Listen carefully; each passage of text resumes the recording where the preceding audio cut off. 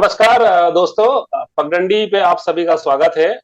और जैसा कि आप देख रहे हैं, हम लोग कई दिनों से मध्य प्रदेश में जो घमासान चल रहा है चुनाव को लेके, और जो सारी गतिविधियां हैं उस पे तरह तरह की जो बातें हैं उनको लेके थोड़ा सा रिसर्च भी करते हैं, डिस्कशन भी करते हैं। कुछ ऐसा ही आज दो तीन लोग हम लोग जो है इकट्ठा हुए हैं, हमारे भाई लोग जो ग्राउंड पे काफी सक्रिय हैं। कुछ लोग अपने सोर्सेस के थ्रू कुछ खबर जानकारी रखते हैं, प्लस कुछ लोग जो है नेताओं के मार्फत से और तरह तरह के माध्यम से। तो आज भी हम लोग बात करेंगे। हमारे साथ दद्दन भाई हैं। दद्दन भाई पत्रकार पोहे वाले के नाम से बड़े फेमस हैं, और इस समय मध्य प्रदेश में और राजस्थान छत्तीसगढ़ दोनों तीनों स्टेट में, जो हिंदी भाषी स्टेट है, वहां पे अच्छा खासा जो है दमखम के साथ पत्रकारिता भी करते हैं, अपना काम भी करते हैं।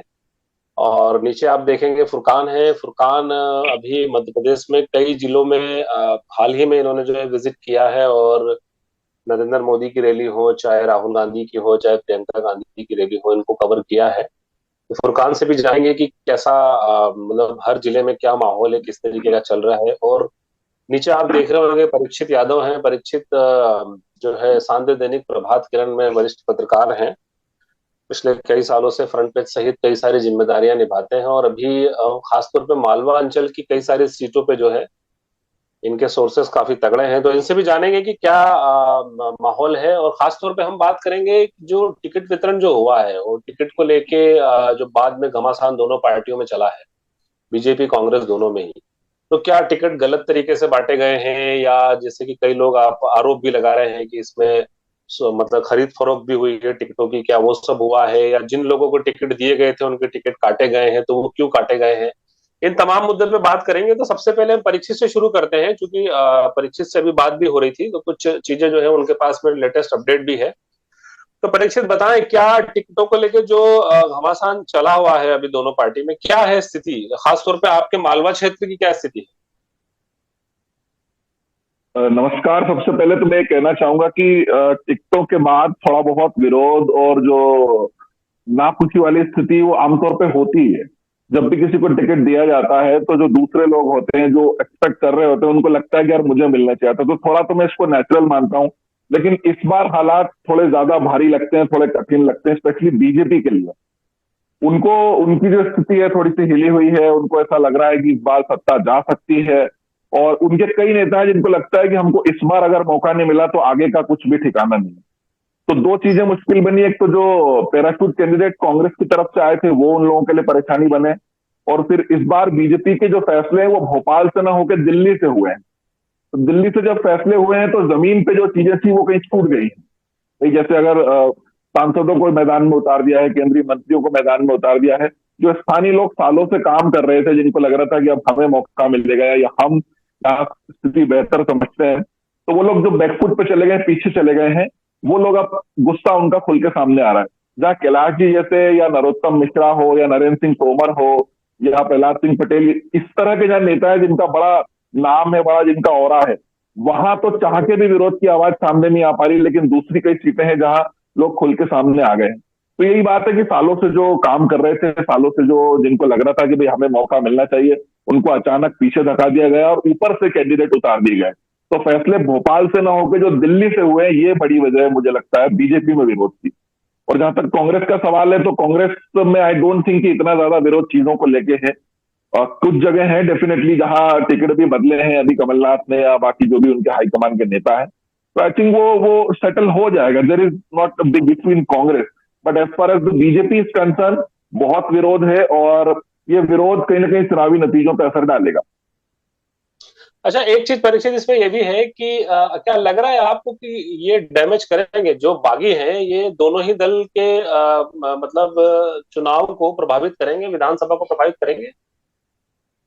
ये बीजेपी के केस में ज्यादा होगा, क्योंकि बीजेपी के केस में इसलिए ज्यादा होगा कि संघ के जो लोग हैं, तो जैसे अभी अभी आज ही मुझे पता चला कि उज्जैन में भी कोई संघ के नेता निर्दलीय उतरने वाले। तो जब जी। संघ की तरफ से ये चीजें हो रही है तो ये बीजेपी को बहुत नुकसान करने वाली। भाई कांग्रेस तो उस स्थिति में कि उनके पास कुछ हारने को है ही नहीं। वो तो ऑलरेडी इतनी बुरी हालत में थे कि अब उनको यहाँ से ऊपर ही जाना है, तो वहां उतना नुकसान नहीं होगा। लेकिन जो बीजेपी की जिन सीटों पर विरोध हो रहा है, वहां ये नतीजों पर डेफिनेटली असर डालेगा।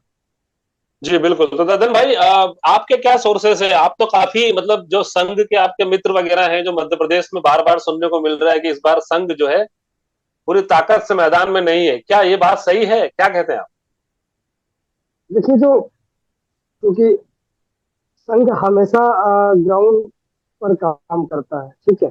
जी। तो संघ को जब 6 महीने पहले, 4 महीने पहले जब ग्राउंड रिपोर्ट से पता चला कि बीजेपी की स्थिति ठीक नहीं है, और बीजेपी खेमे के जो नेता है या बीजेपी के जो लोग हैं, जो पार्टी के हैं, संगठन के हैं, संघ के नहीं है, वो संघ के कार्यकर्ता जो है उनसे उनकी जो तालमेल है वो ठीक नहीं बैठी है। हालांकि संघ ने कई बार शिकायतें सुनी भी, और संगठन में, मतलब संगठन जब मैं बात कर रहा हूँ तो बीजेपी पर शिकायतें भी करी है कि आप फलाने व्यक्ति की क्यों नहीं सुन रहे हैं, क्या कैसा है। तो संघ इस समय हल्का सा बैक फुट पर है, क्योंकि उसको पता चल चुका है कि सरकार हम नहीं बना पाएगी बीजेपी, है ना। एक तो वो चीज है। फिर संघ को भी पता है कि 20 साल में एंटी इनकम्बेंसी आ जाती है, उसको आप कितना कैसे वोट बैंक में बदलोगे, एक तो वो है। ठीक है, जहां तक दो चार लोगों से या जो अच्छे जुड़े लोग हैं, तो वो दिल्ली भोपाल से लेकर दिल्ली तक में यही है कि संघ इस समय अ, भाजपा को ठीक से सपोर्ट नहीं कर रहा है।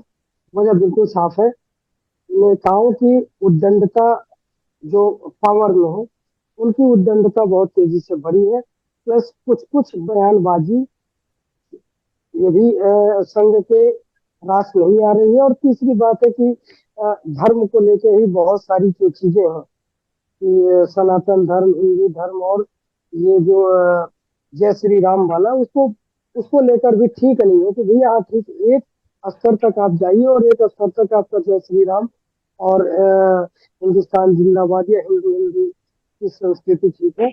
लेकिन हर व्यक्ति को साथ लेकर चलने की जो संघ की मंशा रही है, उस पर कहीं ना कहीं ऐसे बयान जो नेताओं के आए हैं, उसमें कहीं ना कहीं पलीता लगा रहे हैं और मक्खी पलीत भी कर रहे हैं। तो संघ को समझ आ गया है कि एंटी इनकम्बेंसी है, इसमें ज्यादा मेहनत भी करेंगे तो उसका नतीजा उस तरीके से नहीं आएगा। इसलिए कई सारे जो लोग हैं वो मान रहे हैं कि थोड़ी सी स्थिति खराब है, तो संघ भी पीछे है। जी। फुरकान, आपने तो कई सारे जिले और कई सारी विधानसभाएं जो है नाप दी है, मैं देख रहा हूँ, काफी मेहनत कर रहे हैं आप। और अच्छा, ग्राउंड का फीडबैक मेरे ख्याल से बहुत बेहतर आपसे हम जान पाएंगे।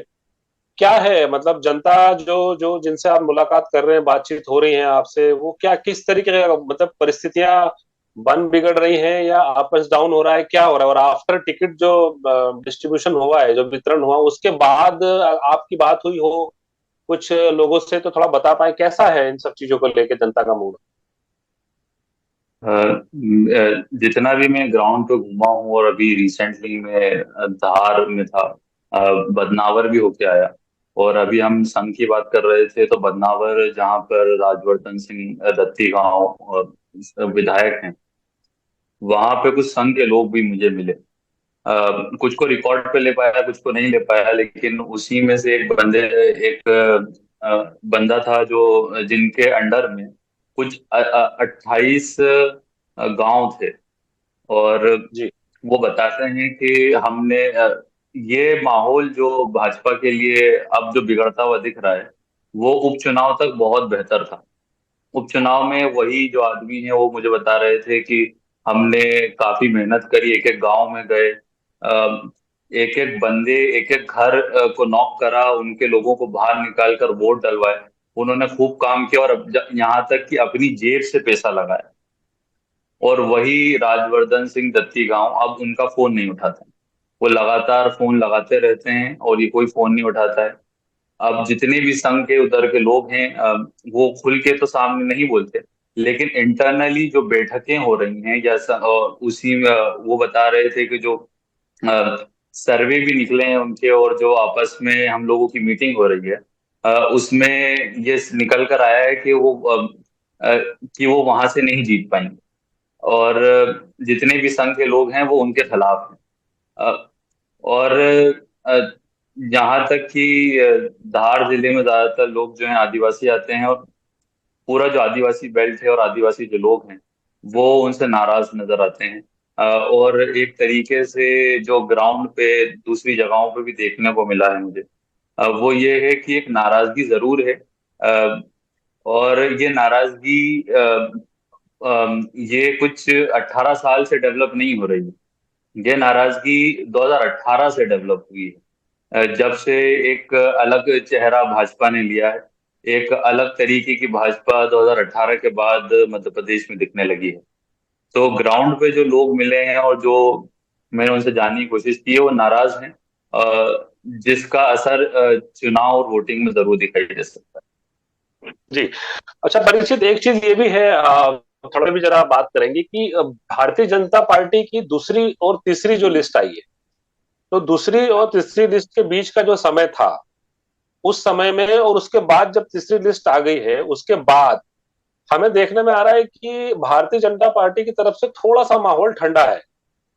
क्या वजह है इसकी? क्या कई सारे लोग जो है छोड़ के गए हैं, ये वजह हो सकती है, या ग्राउंड से जो उनको फीडबैक मिल रहा है वो इतना पॉजिटिव या इतना उत्साहित नहीं है, या कुछ खबरें ऐसी भी हैं कि शिवराज सिंह चौहान और वीडी शर्मा, या कहें कि जो शीर्ष नेतृत्व के बीच में जो है तालमेल इस बार नहीं बन पाया है? क्या फीडबैक है आपके पास? बीजेपी का माहौल इतना ठंडा सा क्यों है? ये जो टिकट वितरण के लिए जमीनी सर्वे की बात की जा रही है ना, ये बिल्कुल झूठी बात है। क्योंकि अगर जमीनी सर्वे से टिकट हुए होते तो उषा ठाकुर का और महेंद्र हाजिया का टिकट कभी नहीं होते। मैं महू विधानसभा घूमा हूं, बहुत सारे गांवों में मेरे कांटेक्ट हैं, लोगों से मिलता हूं। उषा ठाकुर का भयंकर विरोध है। तो ये बात तो संभव ही नहीं है कि मैदान से वो सर्वे गया हो। वो मनमानी का टिकट है, वो पसंद का टिकट है, इसलिए हुआ है। सेम मैंने 5 नंबर विधानसभा को बहुत करीब से देखा है। वहां भी अगर जमीनी सर्वे होता तो महेंद्र हाजिया कतई प्रत्याशी नहीं थे, गौरव रणदीवे वहां के प्रत्याशी हो सकते थे, और भी ऑप्शन थे उनके पास। लेकिन अगर महेंद्र हाजिया का टिकट हुआ तो ये टिकट भी ऊपर से हुआ है, मनमानी का टिकट। तो जमीनी सर्वे की बात की गई और टिकट अचानक ऊपर से कर दिए गए, इसलिए लोग गुस्सा हैं, इसलिए लोगों ने दूरी बना ली। और खासतौर पे मालवा, अगर आपके मालवा की बात करें तो मालवा में क्या सिनारियो है? वैसे मालवा तो भारतीय जनता पार्टी का गढ़ रहा है और वहां पे जनसंघ के टाइम से लेकर अभी तक भी एक अच्छा बीजेपी और संघ का होल्ड है, लेकिन मालवा में भी इस समय काफी असंतोष देखने को मिल रहा है। तो मालवा के जो बड़े नेता हैं, लाइक जैसे कैलाश विजयवर्गीय हैं, या आपके जो सांसद रह चुकी है वहां पे सुमित्रा महाजन है, ये लोग मतलब क्या ये डैमेज कंट्रोल कर पा रहे हैं, या सक्रिय नहीं है, या क्या चल क्या रहा है इन लोग का? देखिए, जहां तक सुमित्रा महाजन ताई का सवाल है, उन्होंने तो दूरी बना ली है। वो अपने बेटे के लिए टिकट चाह रही थी, 3 नंबर या 5 नंबर से टिकट नहीं मिला, उन्होंने चुनाव से दूरी बना ली। जहां तक कैलाश जी का सवाल है, तो कैलाश जी को दिल्ली से ये फरमान हुआ कि आप 1 नंबर में चुनाव लड़िए। 3 नंबर का टिकट भी उन्होंने मनमानी से अपने कहने पे करवाया, संजय शुक्ला का टिकट, क्योंकि वो वहां उन्होंने ये हवाला दिया कि भाई मेरे बेटे की विधानसभा उन्होंने तैयार की है, तो ये टिकट में मेरी सुनी जानी चाहिए। तो ये जो मनमानी है, ये कहीं ना कहीं भाजपा को भारी पड़ रही है। जमीन की जो चीजें थी वो रखी रह गई हैं, और ऊपर से फैसले हुए हैं, भाई हमको लगता है इसलिए हमने कर दिया, वैसी वाली बात है। तो ये जो लोकतंत्र की बात करते हैं और अचानक ये जो हिटलरशाही वाले फैसले हुए, इसलिए लोगों ने दूरी बना ली है। और रहा सवाल, मैं इंदौर की 9 सीटों की बात कर दूं, इस चुनाव में सबसे पिछले 3-4 चुनाव में सबसे बेहतरीन आंकड़ा रहने वाला है। 9 सीटें जो है वहां 5-4 भी अगर हो जाए, 4 कांग्रेस 5 बीजेपी, और 5 कांग्रेस 5 बीजेपी हो जाए तो भी हैरान मत होइएगा। क्योंकि 2 नंबर, 4 नंबर, 1 नंबर और सावेर, ये चारों छोड़ के बाकी 5 सीटें भाजपा हार सकती है। जी।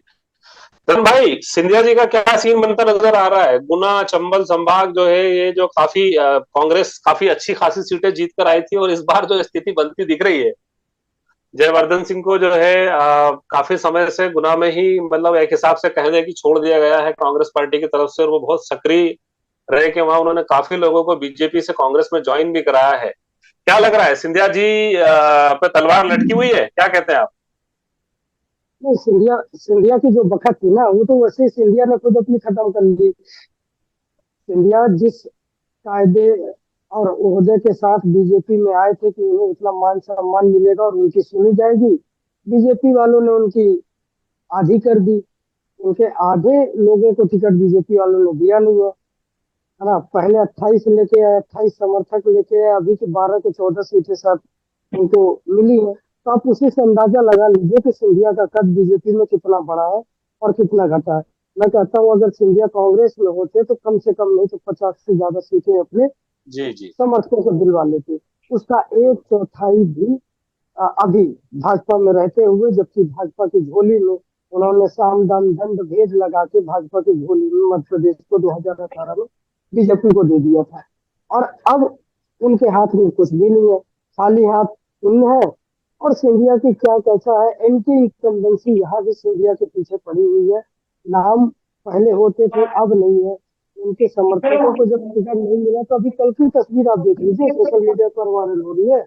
उनके कई समर्थक उनके जाके पहुंच हो रहे हैं, चरण पादुका लेके घूम रहे हैं कि ये क्या कर दिया है, करके अभी हमारी टिकट की कट रही है। तो ये तो सिंधिया ने अपने पैर पे कुल्हाड़ी मारी है।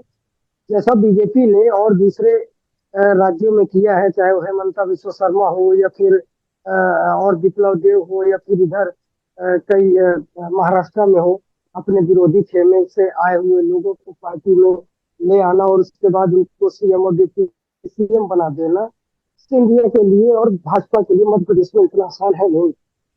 तो मुझे लग रहा है सिंधिया की दाल बहुत जल्दी अभी गलने वाली है नहीं भाजपा में, क्योंकि भाजपा हमेशा इस चीज कर रही है कि जो ज्यादा उड़ता है उसके पर कतरने में भाजपा बहुत माहिर है। तो सिंधिया को नुकसान भी है और सिंधिया इस बात को जी अच्छी तरह समझते हैं।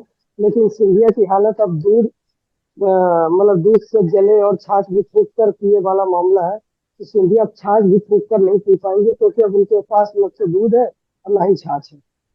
जी जी। फुरकान, जो केंद्रीय नेतृत्व को सक्रिय किया गया मध्य प्रदेश में, हमने देखा कि मंत्रियों को भी टिकट दे दिए गए हैं, सांसदों को भी उतार दिया गया है।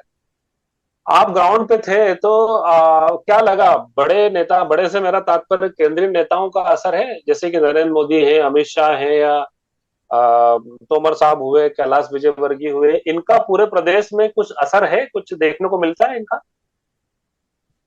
जी, खासकर नरेंद्र मोदी का ज्यादा दिखने को मिलता है बजाय अमित शाह का। क्योंकि अक्सर दूसरे स्टेट में भी जो चुनाव होते हैं और जो मध्य प्रदेश में चुनाव हो रहा है, जो बीजेपी अब चुनाव लड़ती है वो एक ही चेहरे पे लड़ती है, वो है नरेंद्र मोदी। क्योंकि अभी आप मध्य प्रदेश के चुनाव में भी देखेंगे तो शिवराज सिंह चौहान कहीं नहीं दिखाई देते हैं। अभी रिसेंटली एक आध दिन पहले ही उन्होंने बस एक लेटर लिखा है, शिवराज जी अब आने लगे हैं थोड़े चुनाव के अंदर, लेकिन उनको पूरा गायब कर दिया था। भोपाल में मैंने उनकी एक पूरी सभा देखी, वहां पर नरेंद्र मोदी कुछ 50 एक मिनट बोले, लेकिन एक भी लफ्ज शिवराज सिंह चौहान, मतलब शिवराज सिंह चौहान का नाम तक नहीं लिया उन्होंने। और इससे पहले वो एक और सभा में भी कर चुके थे। अ, और जो लोगों से बात हुई, भोपाल में हो, जबलपुर में हो, कहीं भी हो, जो भाजपा को चाहते हैं या उनको सपोर्ट करते हैं, वो शिवराज के चेहरे पर वोट नहीं देने वाले हैं, वो नरेंद्र मोदी के लिए देने वाले हैं। भोपाल में कई ऐसे लोग मिले जो ये कहते हुए ये कहने लगे मुझे कि अ, हमें हम सिर्फ शिवराज को हम शिवराज को पसंद नहीं करते हैं। शिवराज और भाजपा को हम इसलिए वोट दे रहे हैं कि हम केंद्र में नरेंद्र मोदी को मजबूत कर रहे हैं, उसके अलावा कुछ नहीं। मैं जिस जगह से संजय शुक्ला और कैलाश विजयवर्गीय आमने सामने, वहां पर भी गए, और केंद्र मंत्री हैं और बड़े नेता हैं, तो उनकी एक छवि है। वो मुझे जो लगता है और जितने लोगों से मैंने वहां के आस, इवन संजय शुक्ला के घर के पड़ोसी जो हैं, वो उन्होंने भी ये मुझसे ये कहा कि वो कैलाश विजयवर्गीय को वोट देने वाले हैं। और ये केंद्र मंत्री उतारने से ये तो हुआ है, और खासकर जो कैलाश विजयवर्गीय हैं, और चूंकि मैं इंदौर से हूँ तो मैं उसको समझता हूँ कि उनके एक अलग सी छवि है, उनको ज्यादा लोग पसंद करते हैं।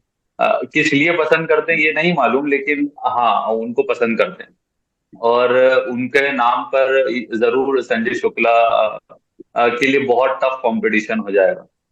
और इससे बहुत ज्यादा फर्क पड़ सकता है, केंद्र मंत्री वाली जितनी भी सीटें हैं वो शायद भाजपा जीत जाए। जी। परीक्षित, जब कमलनाथ की सरकार गिराई गई थी, उस समय सिंधिया खेमा तो सक्रिय था ही, लेकिन सिंधिया खेमे के एक मंत्री थे, तुलसी सिलावट, जो उस पूरी सौदेबाजी में कहें या कहें कि उस पूरी उठापटक में, हम नहीं कह रहे, कांग्रेस के लोग उन पे ये आरोप लगाते हैं, बहुत सक्रिय रहे थे वो। और वो इस बार फिर सांवेर से मैदान में है। और सांवेर में जो उनके सामने उम्मीदवार है रीना बोरासी सेतिया, उन्होंने जो हमें जानकारी में फीडबैक है, उन्होंने खासतौर पर महिलाओं के बीच में एक अच्छा अपना जो है ऑरा क्रिएट किया है। और पिछले 10-12 दिन से जब से उनका टिकट कंफर्म हुआ है, उन्होंने मैदान पकड़ा है। क्या लग रहा है आपको, तुलसी सिलावट जैसे मजबूत उम्मीदवार के लिए दिक्कतें हैं? नहीं, देखिए, रीना बोरासी का जहां तक सवाल है, उन्होंने पिछले 15 दिन में नहीं, वो बीते 1-1.5 साल से जी तोड़ मेहनत कर रही हैं, और महिलाओं में स्पेशली भजन और वो जो शिवलिंग रुद्राभिषेक, वो सब सारी चीजें होती हैं, उसके जरिए महिलाओं के बीच वो पहुंची हैं। लेकिन वो यहां तक नहीं पहुंची हैं कि तुलसी सिलावट जैसे प्रत्याशी को हरा सके। तुलसी सिलावट एक ही सूरत में हार सकते हैं कि लोग मन बना लें। आम जनता तुलसी सिलावट को चुनाव हरा सकती है, लेकिन रीना बोरासी वो चुनाव हरा दें, इतनी बड़ी बात मुझे तो नजर नहीं आती। हाँ, अगर लोगों ने मन बना लिया है, लोग, क्योंकि उनके खिलाफ कई बातें भी हो रही हैं, विरोध भी है, और पुराने ऐसे मुद्दे भी हैं जिनको लेकर सालों से वादे दावे होते हैं, लेकिन उसमें कुछ पूरा नहीं होता। तो ओवरऑल एक ये कि चीज में अगर लोगों ने मन एक चीज मैं यहाँ पे आपको रोक रहा हूँ, सॉरी, माफी चाहता हूँ। आप इस बात को थोड़ा सा क्लेरिफाई करें, क्योंकि आप उनको, मेरे ख्याल से आप वहीं से हैं तो बहुत बेहतर समझते होंगे। ये कहा जा रहा है कि जो पुराने कांग्रेसी है सांवेर विधानसभा के अंदर, पुराने कांग्रेसियों तक अभी तक वो पहुंच नहीं बना पाई है रीना बोरासी। और बिल्कुल, ये तकलीफ है पूरा। वहीं उसके विपरीत अगर हम तुलसी सिलावट को देखें, जमीन पे बैठना, लोगों के गले में हाथ डाल लेना, बातचीत कर लेना, छोटे से छोटे आदमी को फोन लगाना उठाना, ये सब चीजें, क्योंकि एक एक विधानसभा स्तर पे ये सब चीजें मायने रखती हैं, तो ये कितना डैमेज करेगा उनकी उम्मीदवारी को? डेफिनेटली ये बहुत डैमेज कर रहा है उनकी ताकत को, उनकी उनके आसार को बहुत कम कर रहा है ये। वो पुराने कांग्रेसियों तक नहीं पहुंची हैं, जिन लोगों को साथ में लेके चलती हैं, उन पर भी उनका विश्वास पूरी तरह नहीं है। भाई, आज अगर अगर वो कोई उनके साथ गया है और 2 दिन बाद वो कहीं और दिखा, तो वो अचानक उससे भिड़ लेती हैं। ये सारी चीजें, मतलब जो साथ चल रहे हैं, जो उनके रात दिन काम कर रहे हैं, उन पर भी उन्हें विश्वास नहीं है। तो ये जो नासमझी है, या जो इसको मैं कम तजुर्बा कहूँ, या बचकाना जो उनकी चीजें, ये बहुत भारी पड़ रही है। उनकी उनकी यही जो तकलीफ है कि वो अभी तक ना पुराने कांग्रेसियों तक पहुंची है, और ना ही वो आम वोटर के दिल तक पहुंची है, उन्हें यकीन दिलाने में कामयाब हो पाई है कि भाई मैं आ गई हूं, या मैं आपके साथ हूं, या भविष्य में कुछ कर पाऊंगी। वो अभी अपनी दुनिया में खोई हुई है। डेफिनेटली मेहनत तो कर रही है, उससे इनकार नहीं है, लेकिन आई डोंट थिंक कि वो मंजिल तक पहुंचती दिख रही है। जी जी। तो ददन भाई, क्या मतलब जो 12-15 दिन, या कह लें 20-22 दिन, 25 दिन मेरे ख्याल से बचे हैं वोटिंग के, क्या लग रहा है आपको? मतलब कोई ऐसा उत्साह, कोई कहें कि कोई जैसे होता ना कि एक बयार सी हो किसी पार्टी को लेके, या लहर सी हो, ऐसी कुछ नजर आ रही है आपको, स्पेशली कांग्रेस बीजेपी में से किसी का? अब देखिए, बीजेपी के लिए तो इसमें भी लहर जैसा कुछ अब है नहीं, क्योंकि जनता ने मोदी लहर भी देख ली, जनता ने शिवराज लहर भी देख ली, जनता ने उमा भारती की लहर भी देख ली, है ना। हम हम सब लोग 2004 से समझ लीजिए कि हम लोग सब राजनीति को समझ रहे हैं, और जब से समझ रहे हैं तब से प्रदेश में, मध्य प्रदेश में बीजेपी की सरकार रही है। तो हमने तो भैया सब कुछ देख लिया है, ठीक है। पिछले 20 साल हो गए हैं, सब कुछ देख लिया आपने।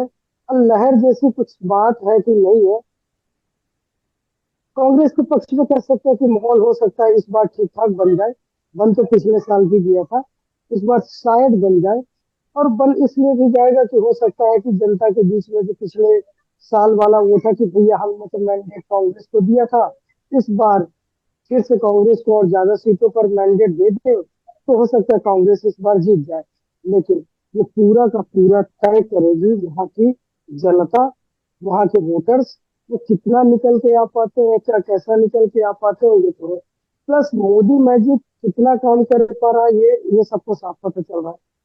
जनता, आपने कहा है कि जनता बीजेपी मतलब कांग्रेस वो पीएम मोदी के चेहरे को लेकर वोट देती है, तो मध्य प्रदेश में थोड़ा सा डाइसी है ये। शिवराज को जी लेकर भी जनता काफी कुछ चुनाव में शिवराज को भी देख रही है, लेकिन इस बार जनता को पता चल गया है। ये मैं नहीं कह रहा हूँ, मैं पत्रकार होने के नाते, या मैं ऐसा आप भी समझिए कि उस नाते नहीं कह पा रहा हूँ, क्योंकि जिस तरीके से जब सीटें आई, टिकट वितरण हो गया, जब नाम अनाउंस हो गए, उसके बाद से शिवराज कहीं नहीं है फ्रेम में। पीएम जी अपनी सभाओं में शिवराज को बगल में बैठाते तो है, उनकी बात सुनते तो है, लेकिन उनकी ओर ध्यान नहीं देते हैं। अपने भाषणों में शिवराज सिंह चौहान की सरकार बनाओ ये नहीं कहते हैं, शिवराज सिंह चौहान की सरकार अच्छी थी ये नहीं कहते हैं। हमेशा कहते हैं कि भाजपा की सरकार अच्छी थी, भाजपा को आगे बढ़ाइए, ये है मामला। वहीं अगर आप जी। यूपी में चले जाइए तो योगी सरकार है, उत्तराखंड में धामी की सरकार है, वहां चल रहा है जी। मामला। लेकिन यहाँ हम्म। पर उल्टा है, तो आप इससे कयास लगाए जा सकते हैं या लगा सकते हैं कि इस वक्त बीजेपी को लेकर मध्य प्रदेश में सब कुछ ठीक नहीं है।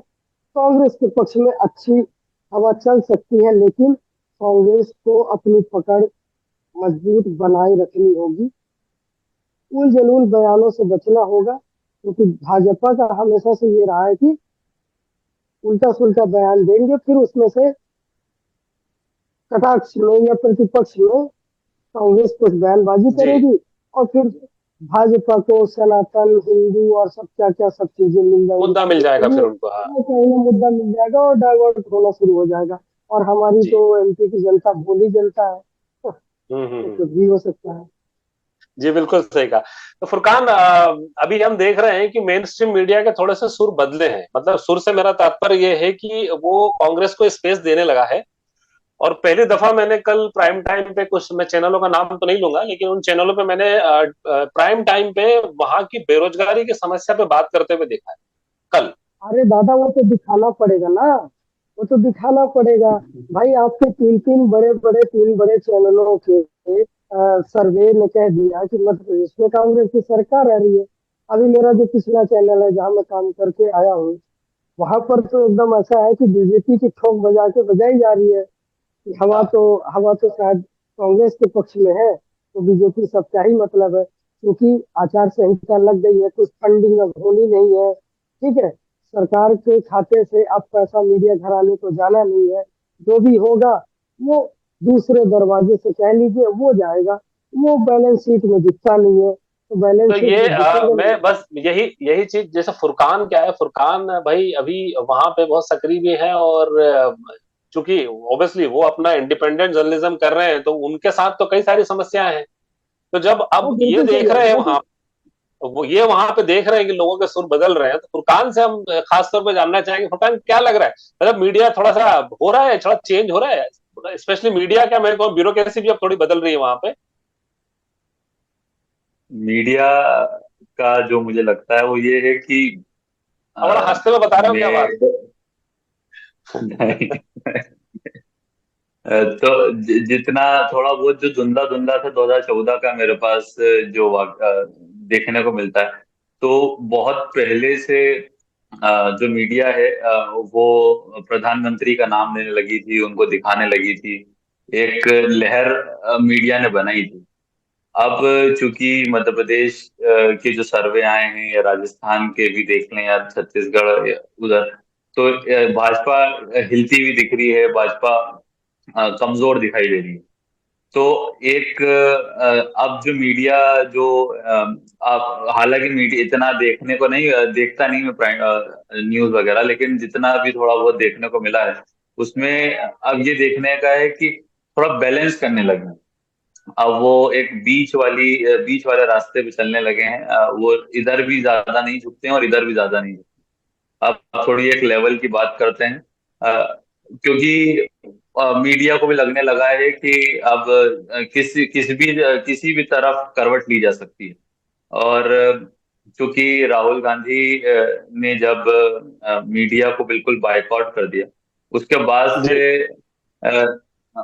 से तो और ज्यादा थोड़ी कांग्रेस की तरफ जाने लगी है मीडिया। ये नहीं कहूंगा कि उनके विरोध में गई है, लेकिन एक सही तरीके से बात पहुंचाने लगी है। जी जी। और जो लोकल पत्रकार हैं जो देखने को मिलते हैं, उनके अंदर ये है कि वो